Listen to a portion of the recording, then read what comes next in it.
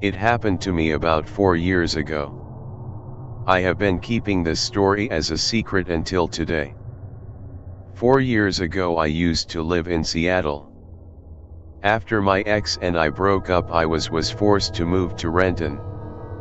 To the bad part of Renton. To be more specific, Maple Valley Highway. My apartment complex looked like it used to be a motel. It had a weird layout. I even had a window in my kitchen which led to a dark room without any doors. At least the view was nice. Right outside of my apartment there was a river and a forest. I would sometimes see animals there. My friends used to joke this area is a perfect hideout spot for a serial killer. We tried to sneak into a hidden room, which was behind my kitchen, but the window was too small, and there was no outside entrance. Sometime later I hung a painting over it and never thought of it again. But the story is not about this weird room. It was a one-bedroom apartment, and my bedroom had a small walk-in closet. It had a terrible design and my clothes would fall down all the time. I don't like the cluster, so my closet was always clean. I even didn't have boxes there. During my first 2 weeks I could barely sleep. I would always hear something move inside of my walls, near the closet, but I assumed these were just raccoons. Again, there was a forest right in front of my apartment, so I would often see them chilling outside. Right after I moved into this apartment, I would often throw parties to keep myself distracted after a breakup. I would have people over all the time, but no one would ever walk into my bedroom without asking my permission first. Of course there were drinks involved at these parties, and I would often wake up after a wild party in the middle on my bedroom with no memory of last night. That has been this way until I noticed my clothes and food started to go missing. I asked my friends, but them swore they didn't take anything, but each time after I had a party, something was lost the very next day. Eventually I got tired of this and I ended my party season.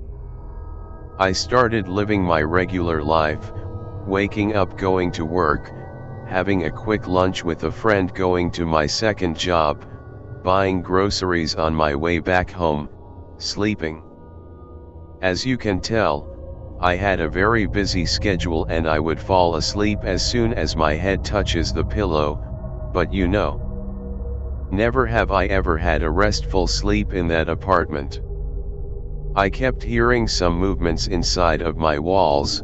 Sometimes I would wake up in the middle of the night cause I had a feeling someone was watching me.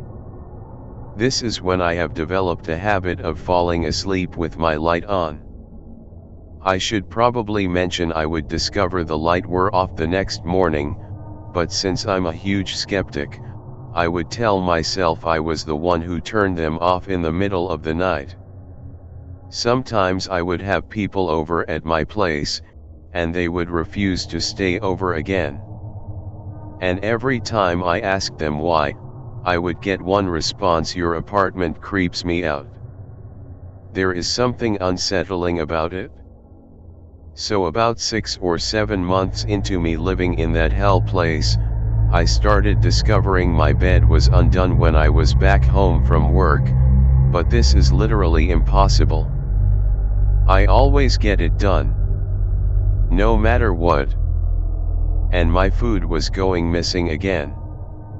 Sometimes I would even discover my towels were wet, as if someone just used them. Later that week a loud clapping sound woke me up in the middle of the night.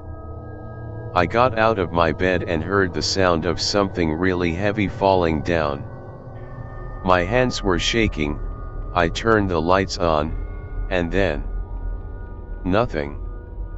My apartment was clean and I was the only one in it. Maybe it was a neighbor dropping something, I thought. But I don't know. A few days later something started to smell funny in my room. The smell was getting progressively worse.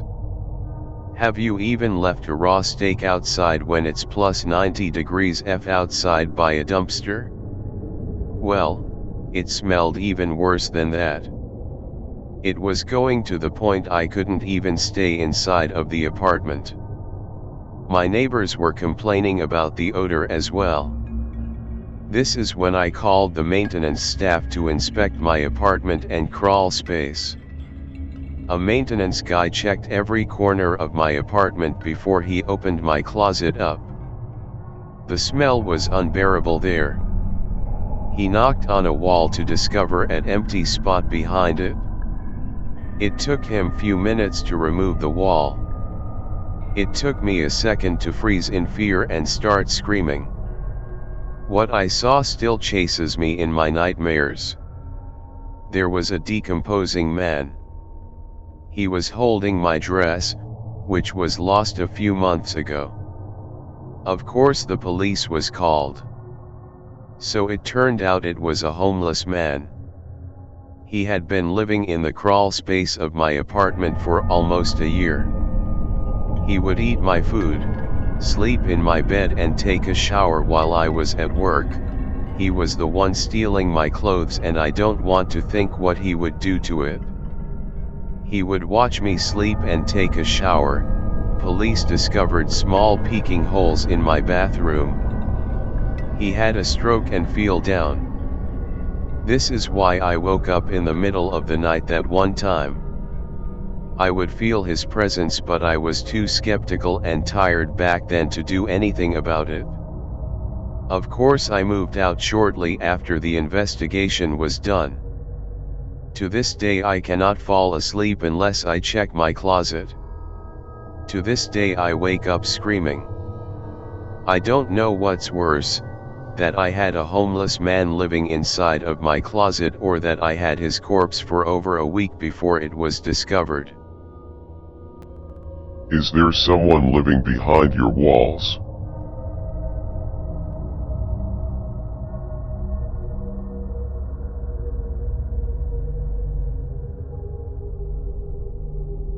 So just FYI, this did not happen to me, it happened to my father. My grandma, his mother, owned a very large farm in Mississippi. It's a sprawling property of dense trees and trail that stretches nearly 3 miles. This property has one large house, a smaller house behind it and a large cow and horse barn connected. The rest of the property is uninhabited. My dad was given a 3-wheeler, like a gas-powered 4-wheeler, but with 3 instead LOL, when he was around age 9 or 10.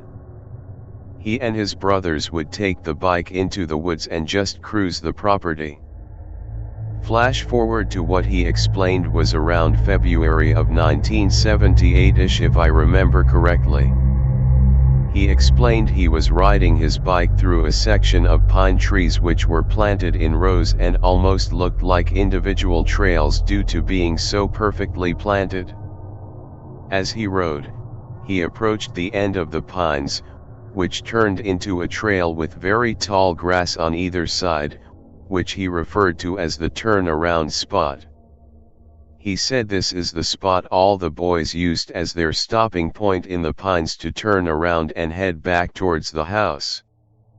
As he approached the turnaround, he said he observed something standing in the roadway, straddling it, while facing him. At first he thought the thing was possibly a Bigfoot. He stated it was covered from head to toe in the same tall grass around the turnaround.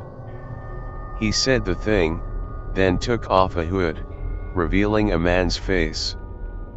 My father later explained it took him years to identify what the man was wearing, but for the sake of the story it was learned the man was wearing a ghillie suit. My father, keeping his eye on the man, said hello to the man and received no response. Keep in mind these woods are completely uninhabited for a few miles, so they believed. My father then made a sharp U-turn and looked over his shoulder. He said he then felt horrified as he heard the heavy footsteps of the man running through the dirt behind him.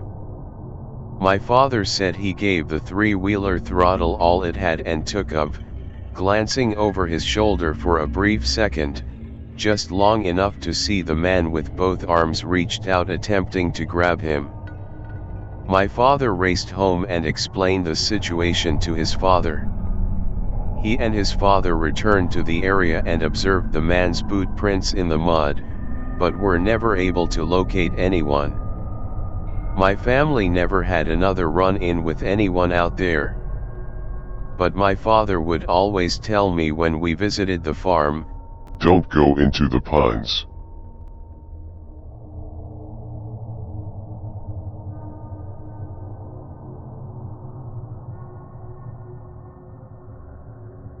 It crushed me. I tried to resist. It crushed me. It always has. I can't see it, but it's there. Always there, eating away at my mind. I imagine it to be like a reaper. Yeah, a reaper. With glowing eyes. The face is shadowed by the cloak. Pitch black. Bony hands that stick through the cloak. A dark gray mist around it. But I can't see it. Yet it's always there, especially when I close my eyes. It whispers in my ear. Doesn't say anything I can make out. Just makes this sound, the sound of something, someone, breathing out. Exaggerated though. Like they're breathing heavily through a mask. Always. It tickles my mind. Not tickles, actually. Wrenches my mind. It throws me down. Never up. It doesn't let me up. I've been sinking. Deeper and deeper. It gets darker and darker. It never ends. I don't remember when it started. I don't think about much these days. Ever since it turned black, I stopped. What's the point? I'm not the same person anymore. Not the smart, gifted person who always laughed anymore. It changed me. All my senses work fine. I can see, feel, taste, smell, and hear fine. Actually, sometimes I can't hear anything when it happens. When it throws me down. It is horrible. All I can hear is my heart pounding, the breathing, and laughing. Deep, scary, laughter. I can't see. I usually fall, but I don't feel anything. The smell of dirt hits me, then the taste. It laughs that laugh I hate, and I black out. I always wake up in my bed, covered in dirt. And the thing is, that laugh, the laugh that I hate, it's mine. The first time was horrible. I was reading a book in my backyard, and I collapsed. I saw white. Pure white. Then it changed. It became darker. I tried to scream, but nothing came out. And then it came, and started laughing my laugh. I smelled dirt. Tasted it.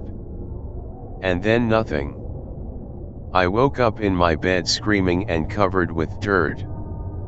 Dirt was in my mouth, too. It tasted salty. I told myself that it was a dream. But that didn't explain the dirt that covered my bed and filled my mouth. I'm saying this because the last time it happened was horrible. I'd expected it. I started expecting it a long time ago. It was darker than usual. Darker than usual meaning darker than Vanta Black. I sat down on the floor before I fell, and tried to relax. And then the laughing started, piercing through my ears. But then it changed. I could see it. It was almost like I imaged a reaper with bony hands. But its eyes. Its eyes. I gasped. I couldn't look at them. Because they were mine. And then it started talking. It was the first time I've ever heard it talk. It scared me even more. The voice. The voice that I used to think was funny. The one that my friends and family told me was charming. My voice. It told me things. Things I didn't want to believe. And then it asked me, "You don't believe me, do you?" I tried to answer. Nothing came out. And then something. A quiet scream. But it wasn't my voice. It was more gravelly. More deep. His, I thought. Almost calmly. And then he started talking again. "I have your attention, don't I? Now you'll listen." He told me things that scared me, surprised me, and things I expected. He pulled down his cloak when he was finished.